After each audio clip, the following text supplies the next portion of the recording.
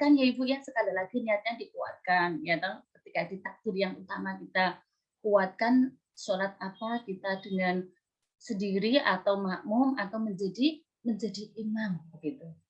Setelah itu kita baca iftitah, ada yang Allahumma ba'id itu ya. Nah, saya terbiasa kabiran walhamdulillahi katsira wa subhanallahi bukratan wa asila. Inni wajjahtu wajhiya lilladzi fataras samawati wal ardh sampai akhir itu sunnah Bu iftitah. Iftitah itu sunnah gitu, bukan rukun gitu kan. Akan tetapi sunnah kita selalu melakukannya setiap hari bagus banget gitu kan. Bagus banget dengan sunnah kita terbiasa melakukan setiap sholat yang kita lakukan gitu. Kalau anak-anak muda kan diambil yang rukun-rukun karena saya tanya lu sholatnya kok cepet banget. Sudah hafal Bu? Bener, sholat masa mau 5 kan hafal memang. Terus kamu nggak baca kitab? Enggak Bu, sunnah. Gitu. Pinter juga sih. Tapi dia nggak melakukan kalau itu sunnah-sunnahnya sholat begitu Ibu. Kemudian Al-Fatihah itu rukun. Maka surah Al-Fatihah itu harus dibaca dengan benar, dengan sempurna karena itu rukunnya sholat, Ibu-ibu. Rukun itu nggak bisa ditinggal, gitu kan? Kecuali kita menjadi makmum. Makmum sudah nggak apa itu? Sudah nggak komanan, imamnya sudah ruko. Tapi kalau imam ruko, kita masih bisa ikut ruko, kita masih dapat 1 rakaat, tidak mengulang begitu kan? Tidak mengulang. Gitu. Al-Fatihah harus dibaca dengan benar karena itu rukun sholat, ya Bu ya. Sehingga Bapak, anak laki-laki yang di mana itu merupakan imam, ayo kita motivasi minimal membaca Fatihah dengan benar. Karena bapak-bapak dan anak-anak laki-laki kita, saudara laki-laki kita yang berhak menjadi imam sholat sepintar apapun perempuan, kalau masih ada laki-laki tetap tidak bisa menjadi imam sholat. Nah, bagaimana imam sholatnya membaca Fatihah kok salah kaprah gitu kan?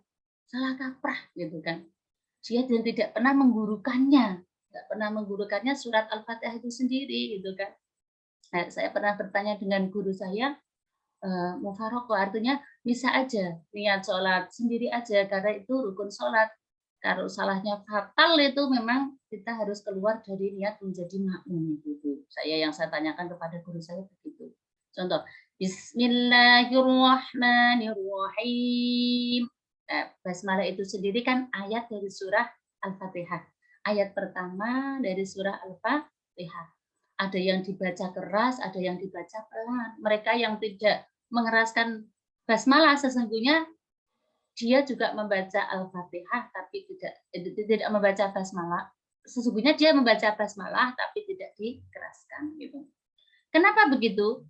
Sesungguhnya membaca Al-Qur'an itu berbeda huruf, berbeda harokat, berbeda panjang pendek itu kan mengubah makna.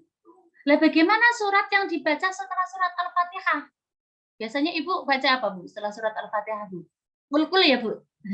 Sekakil ya Bu ya, wis katakan Al-Kafirun sama Al-Ikhlas. Itu tidak rukun Ibu, itu sunnah. Surat yang dibaca setelah surah Al-Fatihah itu adalah bukan rukun sholat, itu sunnah, hukumnya sunnah begitu. Kalau sunnah, gimana itu kalau salah-salah Bu? Saya pernah makmum membaca surat Al-Qari'ah begini, Bismillahirrahmanirrahim, Al-Qari'ah, Mal-Qari'ah. Tapi kalau yang sudah paham Al-Qur'an ya tetap pusing mendengar bacaan kayak gitu, Ibu-ibu. Tapi kalau surahnya setelah Al-Fatihah masih salah-salah itu enggak apa-apa. Kata guru saya begitu. Saya dulu ketika belajar fikih-fikih tentang sholat, saya juga menyinggung masalah itu, bagaimana yang menjadi rukun-rukunnya sholat, terutama surah Al-Fatihah itu sampai membacanya kok keliru-keliru itu bagaimana Ustadz gitu kan. Ya kalau setelah Al-Fatihah itu memang sunnah masih tidak apa-apa gitu deh. Ini namanya rukun sholat ya Bu ya. Ada yang sunnah sholat, tapi rukunnya saya bahas dulu. Sebelum saya membahas semuanya, saya nyinggung yang rukun dan yang sunnah, tapi saya bahas dulu. Niat itu rukun, rukun tidak boleh ditinggal. Kemudian takbiratul ihram itu juga rukun. Kemudian berdiri tegak bagi yang mampu ketika sholat fardu, boleh sambil duduk atau berbaring bagi yang sedang sakit. Ya. Membaca surat Al-Fatihah di tiap-tiap rakaat. Ruku dengan tumak nina. Apa itu tumak nina, Ibu? Saya terangkan nanti, saya lanjutkan dulu tentang rukun-rukunnya sholat. Iktidal dengan tumak nina. Sujud 2 kali dengan tumak nina. Duduk tasyahud akhir dengan tumak nina. Membaca tasyahud akhir.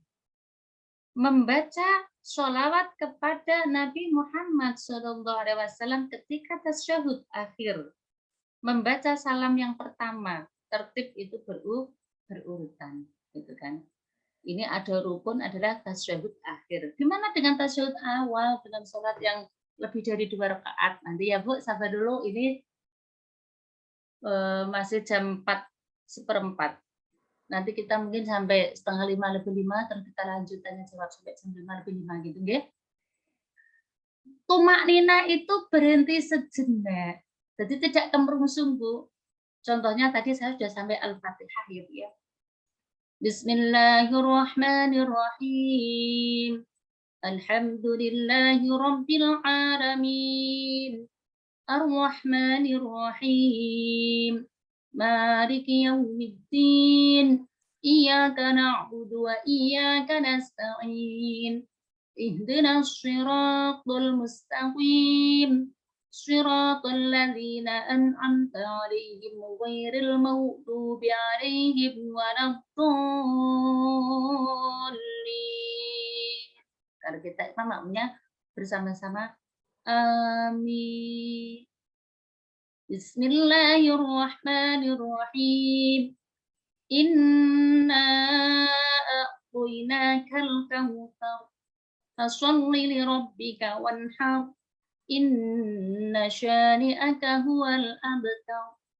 Berhenti sejenak baru ruku, itu namanya tumaninah, Bu.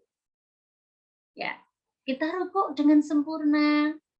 Subhana rabbiyal azim wa bihamdih. Subhana rabbiyal azim wa bihamdih. Subhana rabbiyal azim wa bihamdih 3 kali. Tapi gimana Bu? Saya pernah makmum, imamnya lama banget. Tasbihnya apa cuma 3 kali? Boleh lebih Bu. Boleh lebih gitu. Kalau saya pernah jadi makmum, imamnya itu lama sampai pegel banget. Kalau kita itba Rasul itu kalau jadi imam itu jangan terlalu cepat, jangan terlalu lama. Karena makmummu itu berbagai macam, gitu. Ada yang segera ingin berdagang, ada yang meninggalkan anak bayinya untuk jamaah, ada yang meninggalkan orang tua yang sakit, gitu kan. Maka kita tidak perlu terlalu lama.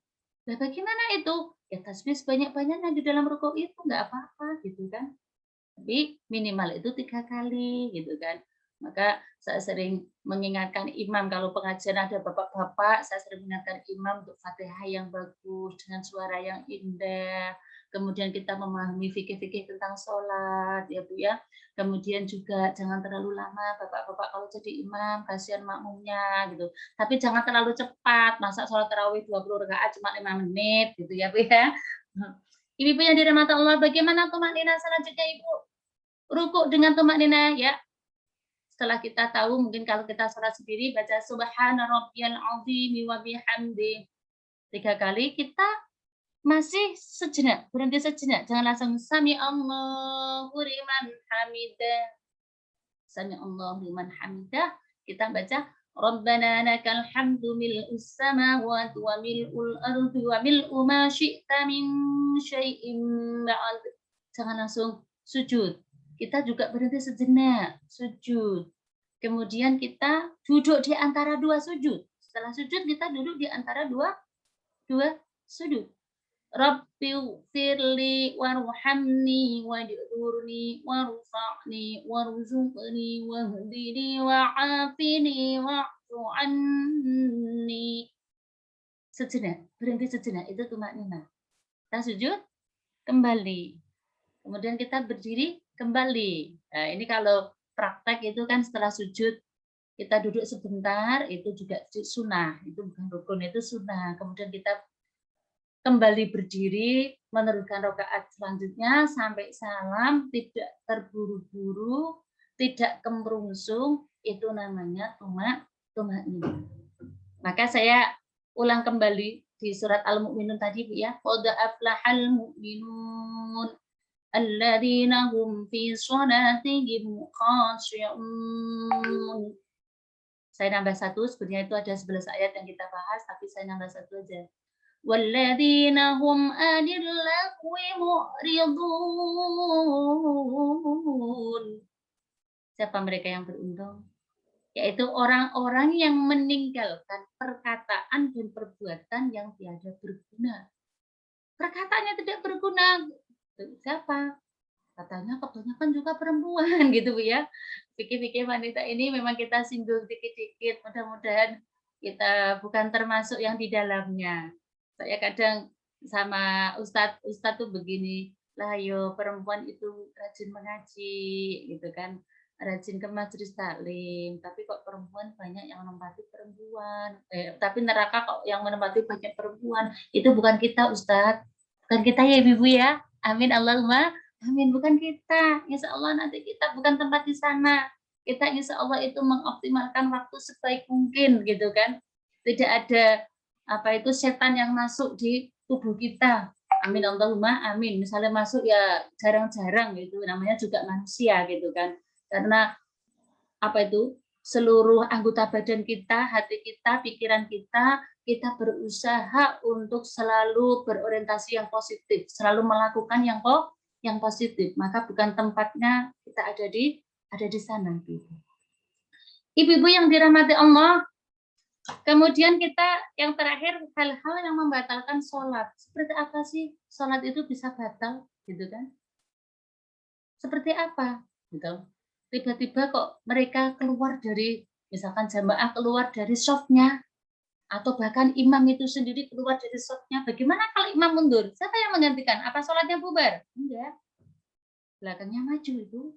Tiba-tiba imamnya itu kentut misalkan ya. Apalagi sudah sepuh-sepuh itu kadang kentut dadut itu enggak berhenti-berhenti gitu kan. Kebetulan beliau menjadi imam. Jangan bubar. Di belakangnya maju apa tuh gerakannya yang jangan sampai keras, pelan maju gitu. Yang membatalkan sholat pertama adalah berhadas gitu kan, yaitu seperti kentut gitu. Bagaimana dengan orang beser gitu kan? Kalau beser jangan jadi imam, lebih baik sendiri. Kalau jadi makmum kadang masih menakutkan, ternyata imamnya lama, kecuali kita tahu imamnya itu memang sebentar, artinya bukan sebentar, sedang-sedang saja. Bagaimana dengan orang istihadhah? Para perempuan itu istihadhah keluar darah tapi itu bukan darah haid, darah penyakit gitu. Itu namanya darah istihadhah. Gimana melakukan sholatnya? Itu kan keluar terus di dalam sholat. Tapi sebelum sholat, gitu, sebelum wudhu kan sudah kita bersihkan. Sudah kita bersihkan, kita wudhunya dengan cepat-cepat, kemudian kita sholatnya nggak pakai lama, keluar di dalamnya enggak apa-apa, memang itu keluar terus. Orang istihadhah, orang beset sama gitu. Itu bukan dikatakan orang berhadas gitu. Kemudian yang kedua terkena najis yang tidak dimaafkan. Seperti apa najis yang tidak dimaafkan gitu kan? Tiba-tiba kejatuhan misalkan pipis tikus dari atas, nggak tahu ya Bu ya, gitu kan. Nah, ya kita terus keluar itu najis kan, badan kita najis, tempatnya najis, kemudian pakaian yang kita pakai sholat juga najis, maka kita segera keluar dari sholat gitu kan, diganti dulu gitu, itu karena tidak dimaafkan. Apa yang dimaafkan? Kita punya kudis, keluar darah sedikit atau nanah sedikit di dalam sholat, nggak apa-apa, itu namanya makfu, najis makfu. Najis makfu adalah najis yang dimaafkan, jadi tidak apa-apa ibu ya. Tapi kalau kelihatan namanya ada najis ainiyah, ada najis hukmiyah. Yang kelihatan itu najisnya di dalam sholat pun tetap kita batal itu. Yang ketiga berkata-kata dengan sengaja walaupun dengan satu huruf yang memberikan pengertian. Nah ini saya juga ditanya ibu, Bu, saya tuh nunggu imam lama Bu, sholatnya zuhur kan tidak dikeraskan. sudah baca Iftitah, sudah Al-Fatihah, sudah baca surat-surat pendek. Bolehkah saya baca tasbih, Bu? Enggak boleh. Sholat itu memang ya harus seperti itu. Rangkaiannya ya memang seperti itu. Ada rukun, ada sunnah, kemudian ada yang membatalkan, ya seperti itu rangkaiannya. Setelah membaca surah pendek atau surat Al-Quran setelah Al-Fatihah, nunggu imam lama kita nggak usah tasbih, udah diem aja, diem, gitu kan. Bagaimana berkata, membatalkan sholat, gitu. Nangis dengan keras juga membatalkan sholat, maka saya kalau ibu-ibu yang ke Madinah atau Mekah, walaupun imamnya nangis itu kan sampai nggak membatalkan sholat, walaupun radhiyallahu anhum wa radu anhu, itu kan tidak keras, tapi banyak juga para ulama yang sholat itu sampai dengan menangis, saking menghayati sholatnya, saking ingat mati, mereka sampai menangis tapi tidak keras gitu kan, tidak batalkan sholat. Saya pernah tarawih di masjid itu. Soft kan harus dirapatkan, kecuali pandemi ini Bu ya, berjarak gitu kan. Tapi sebenarnya sholat itu kan barisan yang namanya soft itu kan harus dirapatkan. Dan ini sangat sulit sekali kita praktekkan. Sebelum pandemi, itu sulit banget kita praktekkan di mana-mana. Ketika sholat tarawih saya di masjid, saya berusaha memasuki shop yang kosong. Ada seorang nenek, ketika saya masuk, belum salam, sholat kok desel-desel, apa nggak ada tempat. Harusnya itu udah batal, Bu. Kalau Rasul kata, misalkan ada orang manggil, Bu Nikmah, ya, tetap aja itu membatalkan sholat. Berkata satu kata pun membatalkan sholat Ibu. Nah, bagaimana Bu kalau ada tamu, nanti tamunya salam terus, pencet bel terus, gitu kan. Ya mungkin kita ketika berganti, apa namanya Bu, rukuk ke itidal ke sujud, namanya kita ketika berganti, apa itu namanya, ya, pokoknya berganti kita dengan takbirnya agak kerasin. Allahu Akbar. Sami Allahu liman hamidah. Karena kekerasan ya apa-apa, walaupun itu sholat yang tidak keras, jadi imam pun juga ketika berganti apa, ya Allah Gusti kok sampai lupa. Berganti rangkaian sholat lah, itu kan suaranya juga harus keras dengan oleh makmum gitu. Begitu juga dengan kita semua ketika sholat biar tidak terganggu. Kadang anak laki-laki kita atau anak perempuan kita manggil, mama, mama, mama, minta ini. Kadang anak ada yang begitu, kita sami Allahu liman hamidah. Oh, ibuku lagi sholat. Oh iya, tuan rumahnya lagi sholat begitu. Tapi kalau sampai berkata, walaupun satu kata itu membatalkan sholat. Kita lanjutkan Ibu ya. Apalagi sih yang membatalkan sholat? Terbuka aurat apabila tidak ditutup seketika. Ada angin Bu, anginnya kenceng, atau kipas anginnya kenceng Ibu, rupanya tipis lagi, gitu, serut gitu, segera ditutup. Apakah batalkan? Jangan keras-keras. Segera ditutup, gitu kan. Kalau nggak segera ditutup, itu batal, karena itu bagian aurat yang harus ditutup ketika sholat, gitu. Ibu-ibu yang dirahmati Allah, apa selanjutnya yang membatalkan sholat? Makan atau minum meskipun sedikit. Maka gigi itu kadang kan ada selilit-selilitannya, ada daging yang masih tertinggal di ini ya, batasan-batasan gigi itu ya Bu, kita sempurnakan. Karena ketika kita sholat, ada daging yang keluar dari gigi, kita telan, itu juga batalin. Terus bagaimana? Bagaimana seketika itu biasanya digendek gigi, diginikan. Tapi jangan terlalu keras juga ya, keluarkan. Kan nggak najis itu. Tapi kalau masuk sampai ke perut, itu yang membatalkan sholat. Nah, selanjutnya bergerak berturut-turut 3 kali. Bergeraknya kenceng banget ini Bu, bukan asal merapikan. Anak-anak saya pun begitu Bu. Kalau sholat tidak diawasi Bu, gerakannya itu sampai saya hitung 7 kali. Saya itu kadang bersama mereka itu saya memilih barisan yang sudah gede-gede karena sholatnya sudah rapi. Kalau saya sama anak-anak itu kadang-kadang hanya ingin ngawasin aja gitu ya Bu. Itu begini. Atau sholat tuh sambil gini-gini Bu. Nah, setelah itu nanti setelah salam saya bilang, anak saya, anak manis yang soleha, ayo sholatnya diulang kembali. karena tadi gerakannya sangat keras gitu ya Bu ya. Kita mendidik pun dengan lembut, tapi kita kasih contoh yang sebaik mungkin. Kita mau mengajak anak sholat itu bukan sesuatu yang mudah. Anggota keluarga kita itu diajak sholat bukan sesuatu yang mudah. Mungkin Ibu bisa lihat dalam surat Toha ya Bu, 132. Surat Toha, surat ke-19. Akhir juz 16. Monggo Ibu.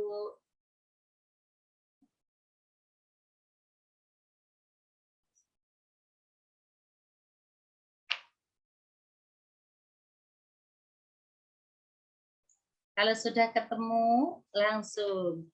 Bagaimana sih mengajak keluarga untuk sholat? Ternyata itu bukan sesuatu yang mudah. Monggo. 132 suratnya Toha akhir juz 16. Yang sudah ketemu, langsung bisa dibaca. Meranggen Batur Sari hujan Ibu. Di situ hujan kayak Ibu. Hujan Bu. Nggih, hujan. Ya, hujan yang barokah. Amin Allahumma amin.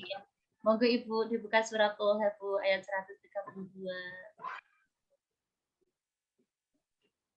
Baca sama ayatnya boleh, artinya saja juga boleh Ibu.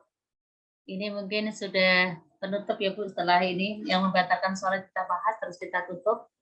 Kita lanjut dengan tanya jawab. Artinya saja ya Bu. Nggih, monggo dengan Ibu siapa? Bu Sari tadi. Oh iya, Bu Sari di sini pindah, di laptop itu tempat duduknya pindah. Besok ganti ya Bu, Bu Fajar. Monggo Bu Sari. Jiji. Dan perintahkanlah keluargamu melaksanakan sholat dan sabar dalam mengerjakannya. Kami tidak meminta rezeki kepadamu, kamilah yang memberi rezeki kepadamu. Dan akibat yang baik di akhirat adalah bagi orang yang bertakwa. Ya, kadang nasihat-nasihat Allah lewat firman-Nya itu begitu luar biasa ya Bu ya, agar kita mampu merenungkan ayatnya, kita berpikir tentang ayat-ayat Al-Quran gitu kan. Kenapa sampai Allah berfirman seperti ini? Karena tahu bahwa mengajak anak-anak sholat itu tidak mudah. Mudah apa mudah Bu? Mudah apa susah Ibu? Susah kan Bu ya? Mengajak anak sholat itu bukan satu yang mudah gitu. Saya sendiri anak di pondok pesantren semua. Kalau pulang itu saya harus sudah siap siaga. Bagaimana ini mengatasi anak agar tidak susah sholat. Perjuangan yang luar biasa Ibu. Saya kalau ada azan, hayya 'alas shalah. Biasanya anak pulang pondok libur, ya. Saya langsung ambil 3 sajadah, saya kata Ibu. Pertama nanti ya, Bu, di pondok itu capek, di rumah kalau udah capek-capek, sholatnya harus tepat waktu. Walaupun nggak tepat kalau dia udah digelarin sajadah, mikir kan Bu, gitu. Pertama yo, aku pengen tidur, sholatnya nanti di pondok udah tepat waktu terus. Lah harusnya pembiasaannya yuk di rumah gitu kan. Dan kita nggak bisa berkata kasar pada mereka, Ibu. Nggak bisa berkata kasar pada mereka. Dengan lembut, kita gelarin sajadah juga udah pakai mukena, begitu Ibu ya. Maka bersabarlah di sini. Ya. Wa'mur ahlaka bis-shalah. Perintahkan keluargamu untuk melaksanakan sholat. Wastabir 'alaiha, dan bersabarlah ketika kamu memerintahkannya, Bu. Tidak pula dengan muka masam, apalagi dengan marah. Apalagi kita memerintahkan keluarga kita, anak-anak kita terutama itu kita belum pakai mukena, belum berwudu kok sudah ayo salat, enggak bakal mempan itu, Bu. Kemudian kata Allah, la nas'aluka rizqa, aku tidak minta rezeki kepadamu. Nahnu narzuquk, malah sesungguhnya aku yang memberikan rezeki kepadamu. Dan nanti di akhirat kamu akan tahu bagaimana akibat orang yang bertakwa. Ini loh luar biasa ini ya, Bu ya. Bagaimana ini akibat orang-orang yang bertakwa akan terasa nanti ketika di akhirat kelak, gitu kan. Nanti saya tak nyanyi sebentar yang kalau sudah terakhir nanti ya, Bu ya. Kemudian melompat dengan keras walaupun sekali. Nah, ini anak-anak biasanya. Waduh, kalau sholat itu kalau nggak ada pengurusnya, nggak ada ustazahnya, ini wah sholat itu malah kayak lompat-lompatan ini. Karena kebetulan saya pondok anak-anak ya Bu ya. Dan ini anak kita, ini gambaran anak kita kayak gini nih. Kemudian membelakangi kiblat. Apa ada? Ada Bu. Anak-anak juga ini yang begini. sengaja gitu. Tadi beda ya Bu, karena ketika kita nggak tahu arah kiblatnya itu kan beda lagi. Kalau ini memang membelakangi kiblat, apa itu jenis itu? Caper, cari perhatian gitu. Tertawa terbahak-bahak. Ada temennya sholat, waktu itu pakai mau kena potongan lorot Bu. Gitu. Satunya gitu lagi. Mereka belum tahu kalau ini batal sholatnya. Kalau tahu kadang males. Aku udah tahu kalau itu batal, tapi malah takut gitu kan. Menambah rukun yang berupa perbuatan seperti rukuk dan sujud gitu kan, atau tadi setelah baca surat tasbih atau apa baca istighfar atau baca tahlil itu ya suratnya begitu. Ketika berdiri membaca iftitah Al-Fatihah, kemudian kita membaca surat ya sudah. Kalau imamnya belum rukuk ya udah kita tunggu aja dengan diam, nggak boleh ditambah-tambahin gitu ya. Kemudian mendahului imam dengan 2 rukun fi'li dan tertinggal 2 rukun fi'li tanpa udzur. Apa itu? Mendahului imam terus ya. Imam belum bangun sujud sudah bangun. Imam belum rukuk sudah rukuk. Ini saya lihat betul anak-anak kecil dan orang yang sudah sepuh. Makanya kasihan kalau maknya sepuh itu memang harus dicepetin gitu kan. Karena mereka nggak tahan Bu, boyoken, asam uraten, pegel semua badannya gitu. Yang terakhir adalah murtad, keluar dari Islam. Ini jelas Bu, ini jelas. Ternyata waktunya sudah 4:30 lebih 10.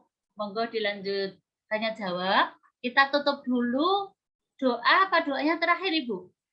Setelah tanya jawab doa apa doa sekarang Ibu? Setelah tanya jawab aja Bu Ustazah. Iya. Tapi jadi nanti aja nggih. nggih. Kita tutup dulu aja, kemudian nanti kita lanjut dengan tanya jawab. Kiranya cukup Ibu. Apabila ada kata-kata yang kurang berkenan, ada kekurangan, kami mohon maaf yang sebesar-besarnya. Billah taufiq wal hidayah wal inayah. Assalamualaikum warahmatullahi wabarakatuh. Waalaikumsalam warahmatullahi wabarakatuh.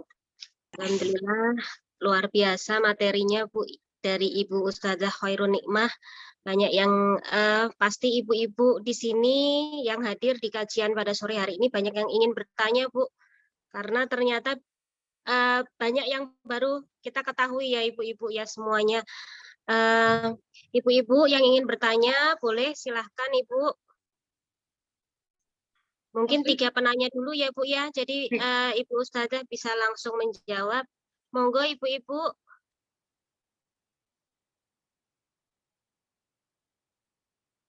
Ibu Fajar mungkin, Ibu Agung, Ibu Rahadi. Mungkin ada yang mau ditanyakan Ibu atau ibu-ibu semua dari karyawati Bank BRI masing-masing unit.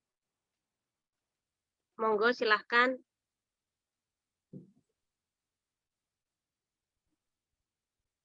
Bu Fajar kayaknya senyum-senyum itu mau tanya itu, Bu Agung. Monggo Ibu. Mungkin saya mau mengawali tanya dulu Bu. Mudah-mudahan saya belum bisa jawab. Kalau nggak bisa jawab nanti saya sampaikan ke Bu Intan, bisa disampaikan gitu. Karena kadang saya sendiri juga ada pembahasan-pembahasan yang ya ternyata pertanyaannya itu berat dan saya belum mengalaminya gitu kan. Monggo Ibu. Karena kebetulan saya itu kan punya bayi ya Ibu. Kadang kalau waktu sholat mungkin tiba-tiba mungkin nangis di depan kita.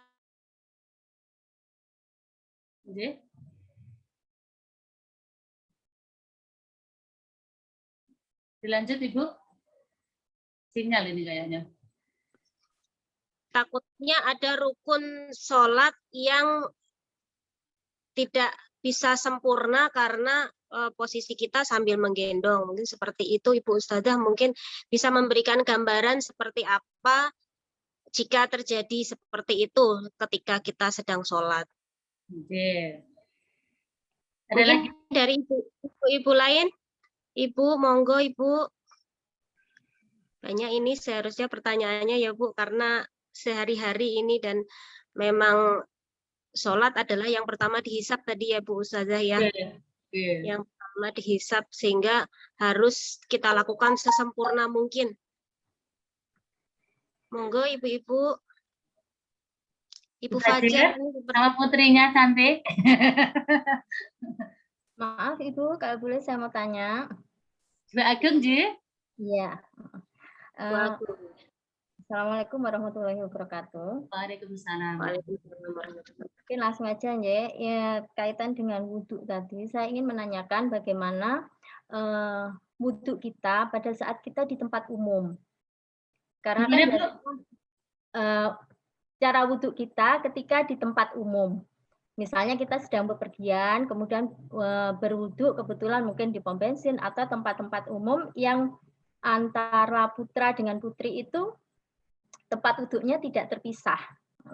Jadi kan kadang ada yang buka gerudo atau bahkan kita mengangkat lengan baju, itu kan juga bagian dari aurat gitu loh. Itu bagaimana Ibu? Mungkin itu aja. Terima kasih. Assalamualaikum warahmatullahi wabarakatuh. Waalaikumsalam warahmatullahi wabarakatuh. Yang lain satu lagi mau ke Ibu.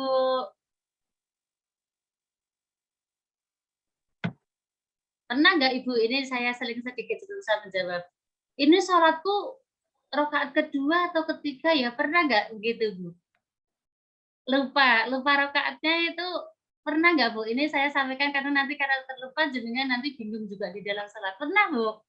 Pernah, Bu. Pernah. Kita ambil 2 apa 3?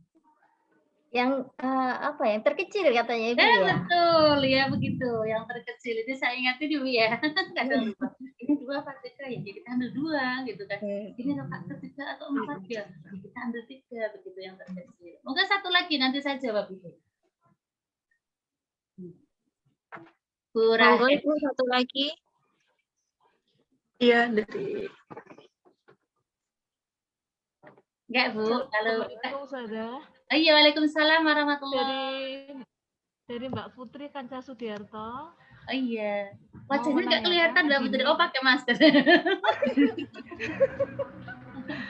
Mau menanyakan berkaitan dengan saya kan suntik implan KB itu kan kadang mainnya nggak teratur. Men, dengan menstruasi. Ya, men. Iya, karena kan posisi kan saya kan KB. Oh gitu. Nah, kalau ya terkadang tuh nggak teratur sampai 2 minggu lebih, terkadang sampai 3 minggu masih juga keluar. Itu untuk sholat dan ngajinya tuh gimana ya Ustazah? Bisa diterima atau harus menunggu selesai dulu? Iya. Terima kasih. Assalamualaikum. Waalaikumsalam warahmatullahi warahmatullahi wabarakatuh. Ya. Untuk Ibu ya, bagaimana sholat dengan menggendong bayi, gitu kan? Ya, tidak apa-apa. Tapi bagaimana Bu dengan nanti rukun-rukunnya ada yang tercecer, gitu ya Bu ya? Rasulullah juga pernah sholat menggendong cucunya, gitu ya Bu ya? Menggendong cucunya. Dan mungkin kalau ibu-ibu lihat di Masjidil Haram itu banyak sekali para ibu sholat dengan membawa bayinya, menggendong atau kalau di sampingnya itu memang sangat banyak. Ini bahasanya tentang menggendong. Nah, bayi itu pun juga sesuai kebiasaan kita Ibu. Kebiasaan kita yang saya tahu itu di tempat apa Bu? Ditaruh apa istilahnya itu kasur kecil ya buat anak itu ya.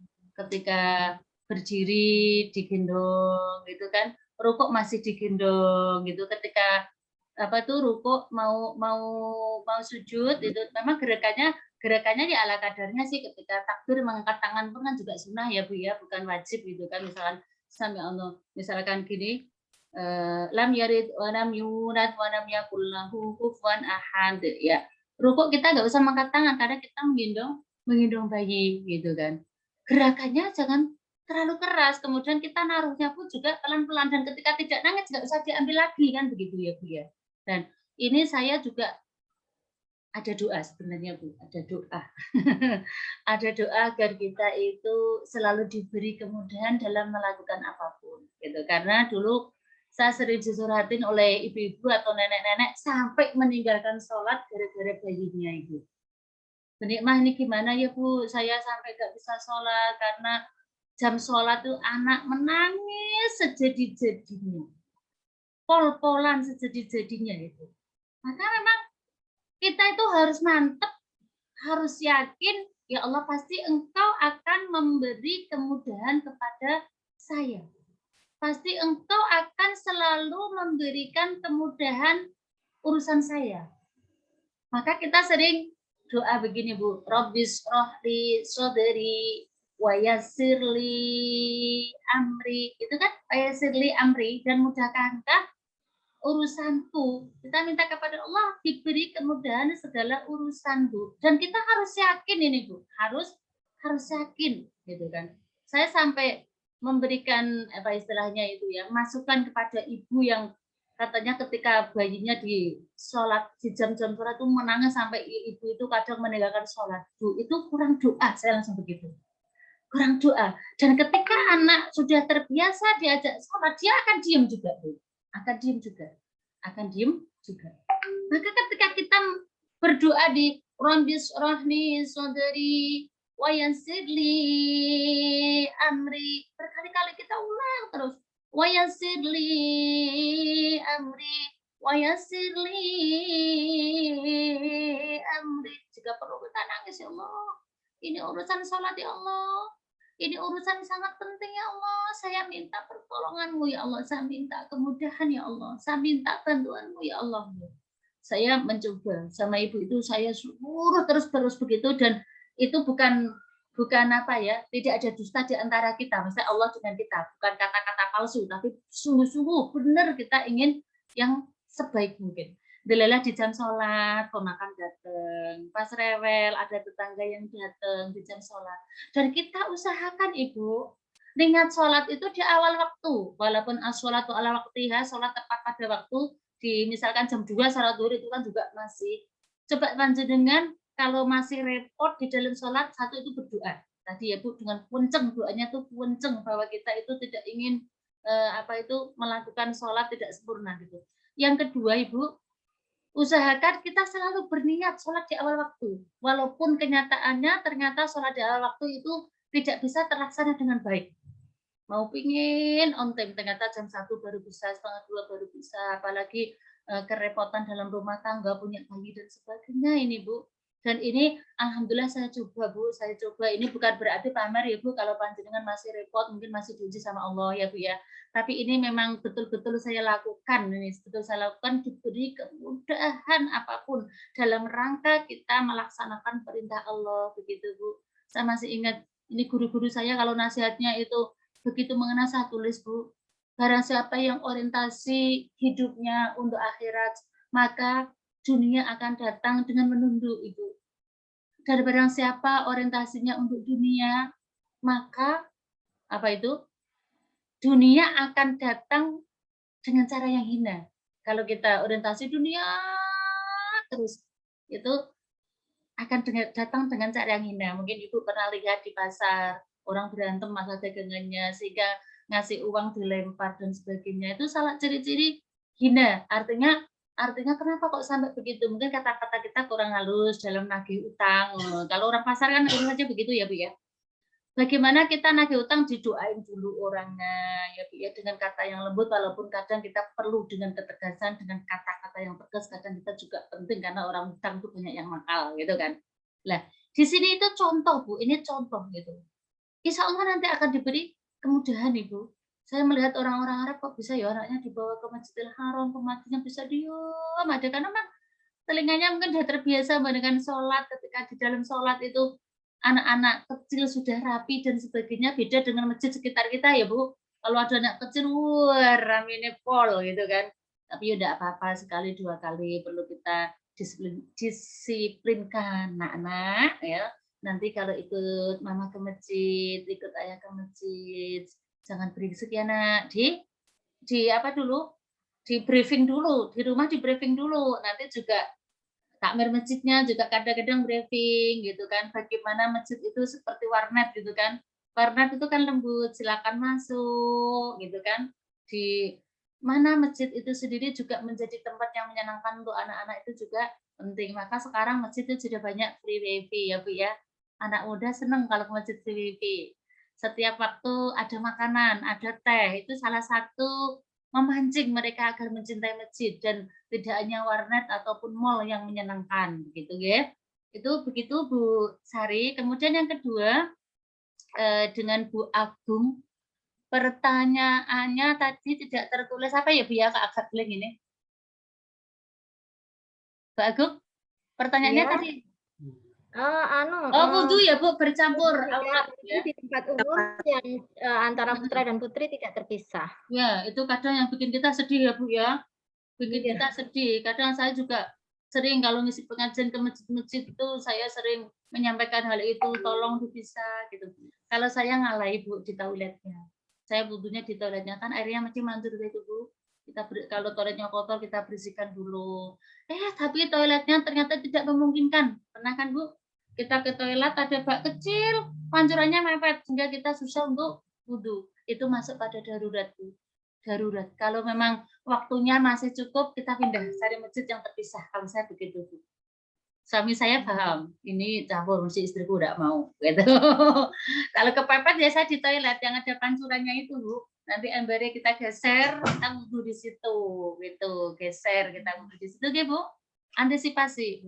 Tapi kalau waktunya sudah mau habis, memang nggak ada apa itu tempat khusus untuk perempuan, dan sudah ya Allah maafkan saya ya Allah, kita setelah itu istighfar, saya tidak sengaja untuk membuka aurat ya Allah, saya ini selalu ingin menutup aurat, apalagi saya tuh wudhu kalau nggak jilbabnya dibuka. Nah, ketika membasuh lengan gitu Bu, saya juga begini itu sampai begini saya buka betul itu gitu. Kalau bercampurnya laki-laki dan perempuan jelas kita gitu. Saya menaruh kudung di atas kepala, ketika lepas saya juga termasuk nggak pinter, tetap saya centel kayak begitu Bu. Saya pengennya wudhu itu ya sempurna gitu. Nah, ingat nasihat ibu saya almarhumah gitu, besok kamu bersahaya kalau wudhunya bagus itu. Kalau sudah terlanjur basah nggak ada tempat lain, apalagi hujan, naik motor, kita adanya kok bercampurnya laki-laki dan perempuan ya Bu ya. Sudah kita darurat, itu namanya darurat Bu ya. Darurat, hukum darurat. Kalau darurat itu Allah udah urusan Allah. Nanti Allah yang akan apa Bu? Yang akan menilai amal ibadah kita Allah, dan itu urusan hati kita kepada Allah. Kita tidak sengaja untuk membuka aurat di tempat yang terbuka, tapi karena itu adanya gitu, kita sudah berusaha, ternyata di toilet nggak ada yang mancur itu Bu ya, kemudian mau pindah tempat waktunya sudah nggak nyanda atau hujan lebat dan sebagainya, ya sudah gitu Bu ya, itu ya Bu Agung ya. Nah, kemudian yang ketiga tentang haid, gimana nih haidnya saya tidak teratur. Ada Risalatul Mahid namanya, risalah tentang haid Bu. Risalah tentang haid itu ada batas minimal haid. Jadi batas minimal haid itu 24 jam sehari semalam. Pada umumnya haid itu 6 sampai 7 hari pada umumnya. Umumnya haid itu 6 sampai 7 hari. Sedikitnya berapa tadi Bu? 24 jam. Paling lamanya haid, batas maksimal haid itu 15 hari Bu. 15 hari itu maksimal. 15 hari maksimal. Ini bagaimana haid saya kok sampai 3 minggu? Berarti kalau sudah 15 hari, kita langsung bersuci. Mandi besar haid, kita sholat. Seperti tadi saya terangkan, istihadhah masuknya Bu. Kalau KB biasanya flek gitu kan. Lah, bagaimana nih? Kadang kita bingung membedakan ini haid apa istihadhah, ini haid apa darah penyakit gitu. Kita bisa konsultasi ke dokter. Haid kok orang mari-mari, nggak selesai-selesai, kita bisa konsultasi ke dokter, ini bagaimana dokter, sungguhnya ada haid apa enggak gitu. Karena ahli fikih yang berbicara haid kalau berurusan dengan KB atau dengan obat ya Bu ya, itu nggak bisa memutuskan, karena yang paham itu medis, yang paham tentang obat itu mengandung ini dan ini sehingga ini keluar darah dan sebagainya, karena ciri-ciri darah haid dan darah istihadhah pun memang berbeda Bu. Berbeda, nanti kita ada bahasan khusus tentang haid ya, walaupun ini rumit tapi kita bisa pahami bersama gitu Bu. Nah, di sini yang batas maksimal 15 hari ini Bu, ya toh, jenengan hitung, ya toh, tanggal 1 haidnya jam 8 pagi. Berarti ngitungnya ora 1 itu sehari Bu, ngitungnya 2, 3, 4, 5, 6, 7, 8, 9, 10, 11, 12, 13, 14, 15 gitu kan. 2 tadi 1 ya. 2 gitu. Tanggal 2 berarti 1 gitu. 2 3 4 5 6 7 8 9 10 11 12 13 14 15 16. Kalau masih keluar berarti tanggal 16 jam 8 pagi kita harus mandi besar haid. Gitu, Bu. Jam 8-nya berarti kita sudah masuk suci, termasuk puasa itu kan, Bu. Oh, kok jam 8 sucinya berarti aku masih utang puasa. Tapi kalau jenengan misalkan tanggal 1 haid, tanggal 1 haidnya tapi jam 4 menjelang subuh, gitu kan. Lah, kok tanggal 16 masih keluar, saya harus puasa apa enggak gitu kan. Itu sudah masuk istihadah, berarti jam 4 tadi panjenengan harus mandi besar untuk melakukan terus niat puasa ya Bu ya, niat puasa karena puasa itu kan batasannya itu ya menjelang subuh itu ya Bu ya, lebih hati-hatinya begitu sampai subuh itu sebenarnya begitu, tapi menjelang subuhnya itu hati-hati bahwa itu batas akhir dari kita berbuka, gitu ya Bu ya. Paham Bu nggih? Jadi 15 hari, maksimal 15 hari itu haid. Setelah itu istihadah. Terus batas suci minimal, batas bersih minimal juga 15 hari. Batas bersih seperti apa? Jenengan kalau istihadah sampai 10 hari. 16, 17, 18, 19, 20, 21, 22, 23, 24, 25, 26, 27, 28, 29, 30. Ya, hitung sendiri Bu. Itu jenengan terus suci. Walaupun tadi 10 keluar darah kan istihadah itu maksudnya suci. Nambah 5 hari sampai itu hitungan minimal suci. Suci itu yang enggak haid itu loh. Itu suci. Jeda tidak haid itu kan rata-rata 22 atau 23 hari itu yang normal. Tapi ada yang suci 3 bulan, 4 bulan, bahkan sucinya sedikit cuma 15 hari saja. Paham Ibu dari Mbak Putri tadi ya ini ya? Nggih. Sampun paham Mbak Putri, kalau enggak nanti bisa call saya, nggih. Helmi Mbak nanti kalau haid itu memang agak rumit gitu. Sudah cukup Bu, apa mau nambah satu lagi? Nanti langsung kita Di chat ini Bu ada titipan salam ini dari Ibu Ketua IWABRI, Ibu Yan Abdillah. Nih, Assalamualaikum Bu Ustazah Nikmah, terima kasih sudah berkenan memberikan tausiah. Materinya sangat menarik dan insya Allah bermanfaat. Ada satu pertanyaan lagi Bu, ini Bu dari tentang makmum masbuk ya. Tentang makmum masbuk dari Ibu ya, masih dari Ibu. tapi Menanyakan tentang ini Bu, makmum masbuk jika masih mendapat ruku terhitung 1 rakaat, tapi bagaimana bacaan Al-Fatihahnya karena sudah tertinggal, sedangkan membaca surah Al-Fatihah adalah wajib. Matur nuwun. Ibu coba lihat surat Al-A'raf 204. Ibu Yan Abdillah nggih, ya Allah Ibu. Nggih. Semuanya buka surat Al-A'raf. Antara kita menjadi makmum, menjadi imam dan salat sendirian, Al-Fatihah itu kalau kita makmum boleh mendengarkan, boleh membaca, bahkan kalau kita makmum sudah rukuk ketika kita takbir Allahu Akbar. Satu ayat kalau rukuknya baru rukuk Bismillahirrahmanirrahim itu sudah termasuk baca surat Al-Fatihah loh. Bahkan sama sekali sudah termasuk ditanggung imam gitu kan. Beli semangka kalau satu itu jelek kan kelihatan ya Bu. Tapi kalau belinya banyak, jelek 2 kan nggak kelihatan. Itu enaknya. Maka saya sering apa itu berpesan sama bapak-bapak, ya Allah Pak, panjenengan itu imam sholat, bahkan imam sholat di masjid, di musola kadang kok fatihahnya nggak benar toh. Itu saya miris Bu, karena ya itu menanggung sholatnya para makmum itu Bu, gitu.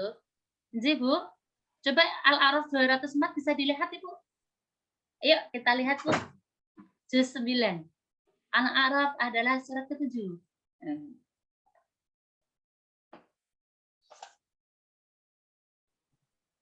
Sudah ketemu Ibu, saya sudah ketemu. Biar Ibu gak jenuh nggih. Artinya ya Bu, dan apabila dibacakan Al-Quran maka dengarkanlah dan diamlah agar kamu mendapat rahmat.